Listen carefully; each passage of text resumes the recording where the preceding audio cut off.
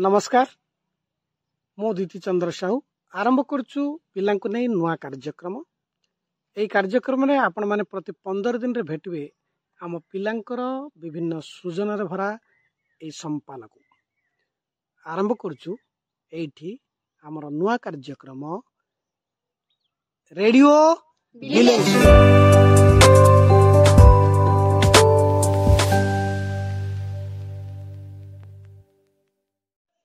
कार्यक्रम प्रथमे शुणा अनुचिंता नहीं आसुचंती आम विद्यालय छात्री चंद्रिका कंडागरी। जीवन युद्ध रे जीतिबार एकमात्र चाबिकाठी हेउची निजर उपरे भरोसा रखिबा। सुंदर कथाटी कहले चंद्रिका, सतरे निज जीवन उपर भरोसा रखिले सब किछि सफलता पाइबो। ए सफलता आपण मानकर, तेणु निज उपर भरोसा रखंतु। निज गाँ सबुबले अति आपणार, गाँर पानी पवन माटी सबुबले केमती चिन्हा चिन्हा लगे एवं गोटे अदेखा राइज को बुलाई निए आम गाँर मनीष माने खूब प्रिय। एमती किछि आम गाँ संपर्क में आलोचना करबा। आम पाखरे अछंती आम विद्यालय जन छात्र आम भाई शंभुधर झोड़िया। शंभुधर तुमको ये कार्यक्रम को स्वागत करुछि। शंभुधर झोड़िया बोले काशीपुर नहीं कि? काशीपुर को अंचल? काशीपुर आमर नुआपड़ा एल्युमिनियम कंपनी बाम पार्श्वर पड़े थे सर। जीवा समय केमती लगुच तुम गाँ? आम गाँ तो बहुत बढ़िया सर। आम चतुर्पार्श्वर पहाड़ पड़िया पर्वत सबू झरणा इति रही अच्छे सर, जो आम गाँ लोके बहुत आनंद जी पार सर। कौन कौन होची तुम गाँव रे? आम गाँव में 12 मास को 13टी पर्व होता है सर। बहुत बढ़िया रही है सर। गाँव नीति नियम गाँव चाली चलन सब नियम पालन करता सर। पूर्व पुरुष मान कथा मन पकईवा जेपरिक आमर इतिहास को मन रखिपर सेपरी विषय आम सब आलोचना करूँ सर। गाँव बड़ लोक मान सहित मीटिंग होता है सर, जो आमर इतिहास कथा मन पकई जो आम कथबार्ता करता सर। अच्छा, को पर्वटा तुमको भल लगुच? आम मत बहुत बढ़िया लगे सर चैत पर्वटा सर। चैत पर्व कौन हुए? एबे तो चैत पर्व होथुओ नहीं सहिथुओ? आज्ञा केमती हुए कौन? चैत पर्व रे आमे बहुत बढ़िया माने पालन करथाउ सर। माने लोक मान सहित बड़ भाई बापा माँ समस्त सहित सकाळ ये कला बेलू आमर कार्यक्रम कला बेलू सर, जो आमे भात फास्ट रोषे करूँ सर। फास्ट धरती माँ को पूजा करथाउ सर। तापरे धूप दीप देकरी बेजिणी मान सर आमर काम करथान सर। बेंटो जानते? बेंटो जानते सर। सेटा आमर चैत पर्वर मुख्य कारण सर। बेंटो जीवा पूर्व पुरुष जमीती राजा माने शासन करथिले, जो शिकार पाई जाउथिले आमर चैत पर्व रे बेंटो पाई जान सर। बाजा मोहरी धरी धूमधाम रे लोक माने धरी तीर चले एमती बेंटो जान सर। संभ्र तुम पिला बेले तुम गाँ को देखिथिलो, एबे देखिछो गाँ को केमती परिवर्तन होइछि, कोन लागुछि? मु तो छोट बेले देखिथिली सर। आम गाँव में किसी परिवर्तन ही नथिला सर, तो किसी काम मध्य थिला सर जो आमर किसी परिवर्तन नथिला सर। एबे किंतु आमर गाँव बहुत बढ़िया परिवर्तन हो जाय सर। जो आगरे रास्ता घाटर सुविधा नथिला सर, वर्तमान रास्ता घाटर सुविधा मध्य होबाक जाउछ सर। एमिति आगो काल तो रास्ता घाटर एते सुविधा नथिला सर। लोके चालिक जीवार बहुत दूर एमिति नुआपड़ा जीवार अछि किंबा रायगड़ा टिकिरी एमिति जीवार अछि माने चालिक जाउथिले सर। किंतु एबे गाड़ी गुड़ार सुविधा होबारु लोक माने बहुत सुविधा रे जाय परछन सर। एबे गाँ बदल जायछि, गाँ बहुत बढ़िया लागु सर। गाँ बदल जायछि एवं नुआ नुआ रास्ता मिति घर नुआ नुआ घर जमिति कि आगर आ कथा जमिति न मन पड़िबोनी सेपरि आबे आगो कथाटी मन पड़ुछि। अच्छा, ता चारिपटर परिवेश केमति अछि? परिवेश बहुत बढ़िया माने सुविधा सड़क सब ये अछि सर। परिवेश बहुत सुंदर, सूर्य किरण जो पूरा आमर बाजे माने जेपरी बहुत सुंदर लगे सर। गंछ जंगल एपरी आमर परिवार मान चतुर्पार्श्वर देखा गले जंगल बहुत जीव जंतु इत्यादि एबे किंतु ना सर। किंतु से सब को मन रखिया पई आमर जंगल रही सर। सुनुथले केते सुंदर कथा कहउथले समुधर ताको गाँर कथा। बदलुची गाँ किंतु बदलनी गाँर आत्मा। धन्यवाद समुधर आम सहित आलोचना करथिले।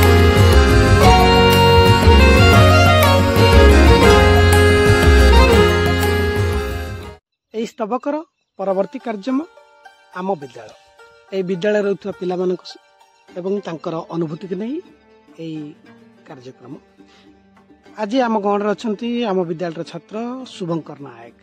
ଶୁଭଙ୍କର, ତମକୁ ସ୍ୱାଗତ କରୁଛୁ এই କାର୍ଯ୍ୟକ୍ରମକୁ। କେମିତି ଲାଗୁଛି ତୁମ ବିଦ୍ୟାଳୟ? ସାର୍, ଆମ ବିଦ୍ୟାଳୟର ନାମ ସରକାରୀ ଉଚ୍ଚ ବିଦ୍ୟାଳୟ ବିଲେସୁ।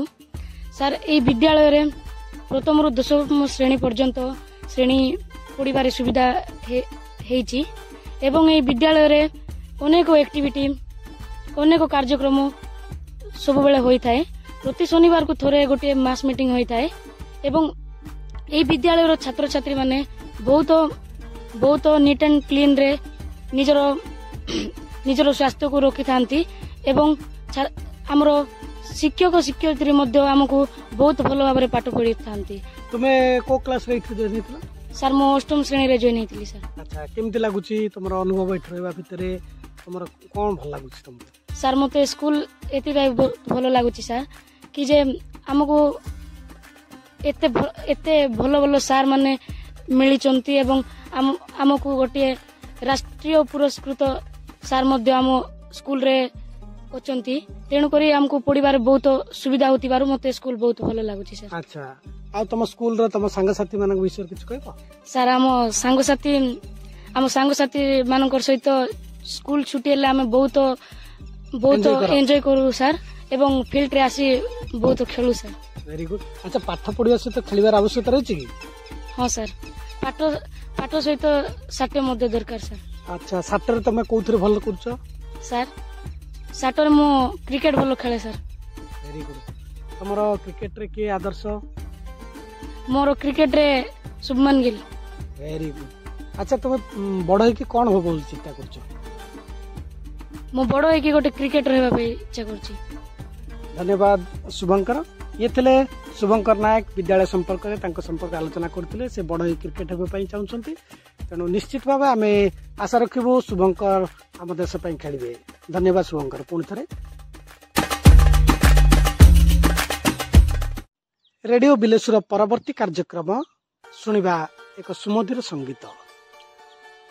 ଏହି ସଙ୍ଗୀତକୁ ଗାନ କରିବେ ଆମ ବିଦ୍ୟାଳୟର କୋକିଳ କଣ୍ଠୀ କାଞ୍ଚନୀ ହଂସବଂଶ। କାଞ୍ଚନୀକୁ ଆମେ ସ୍ୱାଗତ କରୁଛୁ।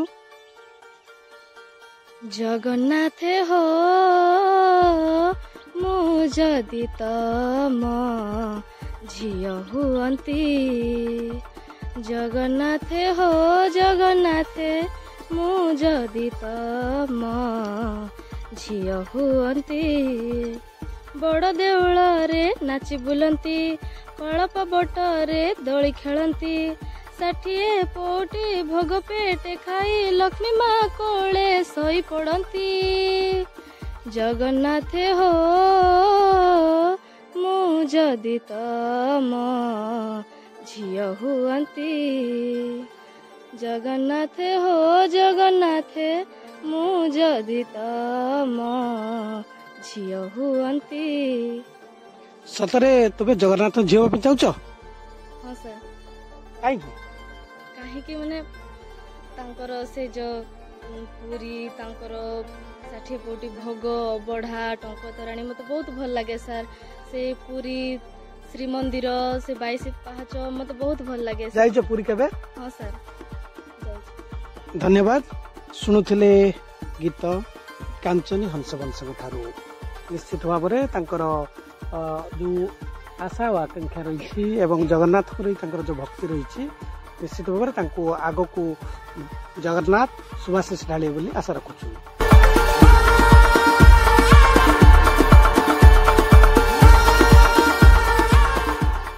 ରେଡିଓ ବିଲେସର ପରବର୍ତ୍ତୀ ଆକର୍ଷଣ ପ୍ରତିଭା। ଏହି ପ୍ରତିଭା କାର୍ଯ୍ୟକ୍ରମରେ ଆଜି ଆମେ ଭେଟିବା ଆମର ଛାତ୍ର ବ୍ୟୁତ ଗ୍ରୀନ ଶବରଙ୍କୁ। ବ୍ୟୁତ ଗ୍ରୀନ ଶବର ଜଣେ ଭଲ ଚିତ୍ରକର। ତାଙ୍କ ସହିତ ଆଲୋଚନା କରିବା କଣ ରହିଛି ତାଙ୍କର କାର୍ଯ୍ୟକ୍ରମ। ବ୍ୟୁତ ଗ୍ରୀନ, ସ୍ୱାଗତ କରୁଛି ଆମର এই କାର୍ଯ୍ୟକ୍ରମକୁ। କଣ କହିବ, କେମିତି ଚିତ୍ର ଶିଖିଲ, କେମିତି କରୁଛ କଣ? ମୁଁ ସାର୍ ତୃତୀୟ ପଢୁଥିଲା ବେଳରୁ ମୁଁ ଚିତ୍ରାଙ୍କନ ଶିଖିଛି ସାର୍। ମୁଁ ତୃତୀୟ ପଢୁଥିଲା ବେଳେ ବହୁତ ଚେଷ୍ଟା କରୁଥିଲି ସାର୍ ଚିତ୍ରାଙ୍କନ କରିବା ପାଇଁ। ଭଲ ଭଲ ଚିତ୍ର ବି କରିବା ପାଇଁ ଚେଷ୍ଟା କରୁଥିଲି ସାର୍। ସେଥିରେ ମୁଁ ସଫଳ ହୋଇଛି। ଏବେ 9ମ ଶ୍ରେଣୀରେ ବହୁତ ଭଲ ଚିତ୍ର କରୁଛି ସାର୍। ଆଚ୍ଛା, କୋଉ କୋଉ ଚିତ୍ରକର ପ୍ରଥମେ କରୁଥିଲ? चित्र गुड़ाक? सर मु प्रथम करुली सर हाथी चित्र सर मु जानु नथली सर किंतु बहिरो देखिकी चपेकी करुली सर। अच्छा तुम काट शिखिच चित्र पर्यंत? सर नहीं सर मु निजे ही चेष्टा करुछि सर। अच्छा केमिति सब माने चेष्टा करी शिखि पारछो माने आईडिया केमिति करूछो? निजे ही एंती मन रे भाबी भाबी करुछि सर। अच्छा तुमको जदि तालीम दिया जब तुम शिखिबो? हां सर। वर्तमान नवम श्रेणी पढ़ुछ एवं सुंदर चित्र करूछ तमे आगो को चित्र करहबो बोली चिंता करिछ ना कोन करूछ? चित्रांकन भी करी बोली चिंता करुछि सर बोलो बिजनेस गोटे छोट बिजनेस मैन। अच्छा चित्र तमे कोथरे करूछ माने पेंसिल रे करूछ ना तुली रे करूछ? पेंसिल रे करुछि सर मु तुली रे सेते शिखि पेंसिल रे माने पेंसिल कला पर तापरे तुमे रंग दोछ नै कि? हां सर। तुमे वर्तमान को चित्र करि परिबो? सर मु करि पारबी सर हम सुंदर रायगड़ा जिल्ला रो परिवेश पहाड़ पर्वत रो चित्र भी भलो करे सर। अच्छा मोर चित्र करि परिबो तुमे? सर चेष्टा करले करि पारबी सर। ए जाय तुमे कार देखि देखि चित्र करि परनो कार तमे जदि दशम श्रेणी पढ़ला परे तुमको तालीम दिया जिवो तमे खुशी हबो? धन्यवाद। आमे शुणुले ज्योतिगिरी को से सुंदर चित्र कर निज परिश्रम जाए आग को सुंदर चित्र करते बोली से विश्वास रखिंट।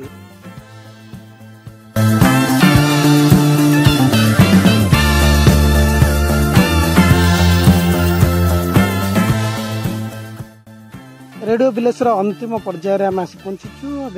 आपण को विदाय नवा पूर्व शुणा एक उपदेश नहीं आसुंच छविराणी पालका।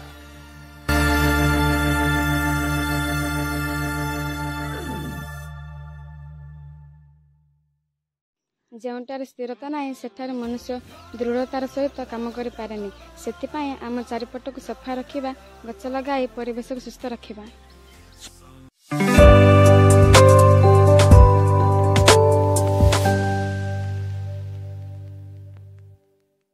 सुंदर कथाटी कहले आमको बंचिबाकू हेले गछ लगवाक पड़िबो, आमको जीवाकू हेले ए पृथ्वी को पुणी थे सबुज करने को पड़िबो।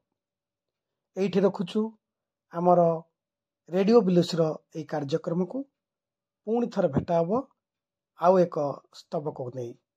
नमस्कार, मु द्वितीचंद्र साहू।